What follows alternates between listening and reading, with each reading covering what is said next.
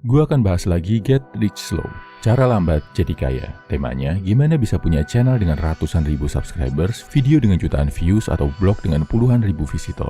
Cara ini udah gua terapkan sendiri saat di tanah asing selama kurang lebih 15 tahun. Bisa menghidupi gua sekolah di luar negeri, bayar kuliah sampai S2, dan sampai sekarang bisa buat modal nikah, beli aset di beberapa negara, dan pindah-pindah tinggal ke luar negeri. Pertama, kalau lo mau bangun platform yang sukses, mau itu channel YouTube, medsos, blog, atau website, mulailah bikin itu dengan tema hal yang lo suka. Ini penting banget. Jangan bikin platform dari hal-hal yang lagi ngetren yang kelihatannya disukai banyak orang, tapi dari yang lo suka. Selama kuliah di luar negeri dulu, gua hidup dari blog sulap, card flourish, video game, sepak bola, sampai sekarang tema pengembangan diri, olahraga, dan relationship di channel ini. Itu juga hal yang gua suka, bro. Kenapa ini penting? Karena gua kasih peringatan dulu, bro. Bangun platform yang sukses itu perlu kerja keras luar biasa. Lo perlu terobsesi sama topik yang lagi lo kerjain ini. Dan kalau lo kerja kerasnya berhubungan sama hal yang lo suka, rasa capeknya bakal sedikit lebih berkurang. Masuk poin kedua adalah kerja keras gila-gilaan. Ini yang sulit dan gak bisa dilakuin sama banyak orang. Bahkan, gua udah coba duplikasi metode ini ke kantor Jogja, ngajarin ke teman-teman gua, sampai sekarang gak ada yang bisa berhasil.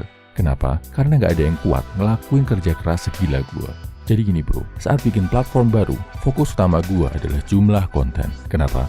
Karena menurut gua, ini satu-satunya hal yang bisa dikejar. Secara kualitas, sebagai pemain baru, agak berat buat gua ngejar master-master senior yang udah lebih ahli dalam hal ini. Maka, satu-satunya cara adalah kuantitas, jumlah konten. Gimana gua bisa bikin konten sebanyak-banyaknya, paling nggak menyamai dulu jumlahnya. Nanti kalau sama algoritma dianggap spam, gimana bro? Gua nggak peduli. Yang penting, gua bisa bikin konten banyak dulu bro. Makin banyak gua bikin konten, makin banyak gua riset, makin level up pula pengetahuan gua dalam hal itu. Biasanya, cara eksekusinya gini bro. Gua tetapkan sehari 4-5 jam kerja buat bikin platform. Dalam 4-5 jam itu, harus disiplin bikin konten sekian banyak. Targetnya harus kekejar, kalau enggak gua malu bro sama diri sendiri. Dan karena gua orangnya agak maniak dalam hal ini, biasanya hal ini gue lakuin setiap hari. Contoh nyatanya, bisa lo lihat di channel Pria 100%. Ya udah 621 hari, sama sekali gue nggak pernah bolong upload video. Sebenarnya, kalau mau bolong bisa-bisa aja. Subscriber pasti memaklumi. Buat algoritma YouTube mungkin justru lebih bagus. Tapi itu bro, terus terang harus gue akui, kalau gue itu agak gila dan kompulsif kalau udah berkomitmen. Jadi kalau bolong upload, gue ngerasa malu banget sama diri gue sendiri. Sifat kekompulsifan dan gila kerja ini mungkin yang bikin gue banyak sukses saat bikin platform baru. Ketiga, kok bisa mempertahankan disiplin dan konsisten gitu bro? Ini karena gue selalu menanamkan mindset nggak gila nggak makan. Dari kecil, gue hidup dari keluarga pas-pasan banget bro. Kalau mau minta uang saku, mau beli sesuatu yang agak mahal, gue selalu harus ngerjain sesuatu dulu baru dikasih duit sama bapak gue. Waktu TK, harus bikin 5 puisi dikasih 500 rupiah. Waktu SMP, pengen beli PS, harus nerjemahin buku bahasa Inggris ratusan halaman, bayaran per bukunya cuma 50 ribu. 2 tahun, baru kekumpul bisa beli PS, itu pun bekas. Waktu masuk dunia blog, gue set ekspektasi pemasukan rendah banget. Satu artikel 1000 kata, gue bayangkan bisa menghasilkan 1000 rupiah per bulan dari AdSense. Jadi, kalau mau punya penghasilan 4 juta rupiah per bulan dari AdSense, di blog gue harus nulis 4000 artikel. Tiap artikel panjangnya 1000 kata, baru bisa punya penghasilan layak. Gila kan? Tapi, dengan ngeset ekspektasi serendah mungkin, gue jadi bersiap untuk bekerja sekeras mungkin buat jangka panjang. Jadi, pas misal baru seperempat jalan udah menghasilkan, dan hasilnya udah lumayan, secara mental, gue jadi lebih semangat dan kuat lanjut bro. Kalaupun belum menghasilkan, berarti gue harus kerja lebih keras lagi, bikin konten lebih banyak lagi bro. Keempat, fokus ke konten.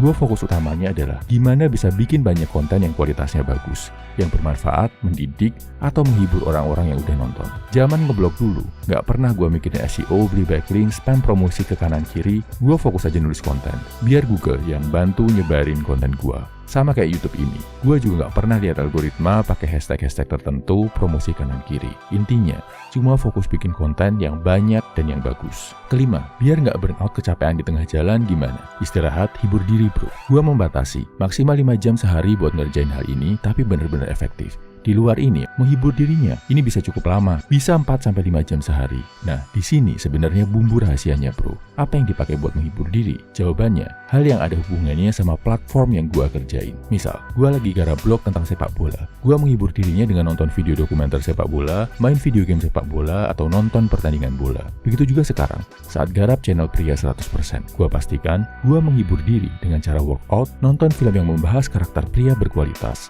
atau dengerin podcast tokoh-tokoh kayak Jordan Peterson, Andrew Huberman, Chris Williamson, dan sebagainya.